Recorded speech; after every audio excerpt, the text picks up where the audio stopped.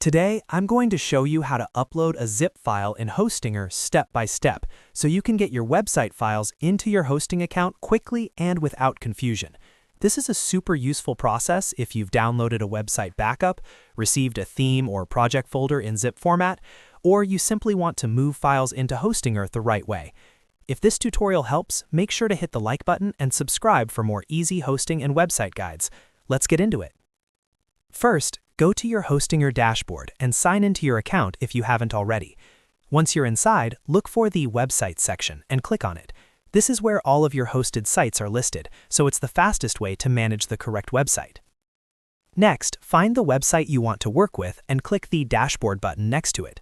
This opens the management area for that specific site, which is where you'll find the file tools you need. If you have more than one website, just make sure you choose the right one before moving forward.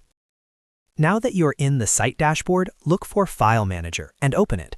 The File Manager is where Hostinger lets you view, upload, edit, and organize the files on your hosting account. This is the section you'll use to place your zip file in the correct directory. Inside File Manager, locate the public_HTML folder and click it. This is one of the most important parts of the process, because public_HTML is usually the main directory for your live website files.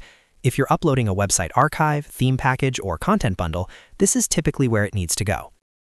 Once you're inside public_HTML, look for the Upload Files button and click it. This opens the file selection window on your computer. From here, find the zip file you want to upload and select it. Make sure you choose the correct .zip file, especially if you have multiple compressed folders saved on your device. After selecting the file, click Upload and wait for the process to finish. Depending on the file size and your internet speed, this may take a few moments.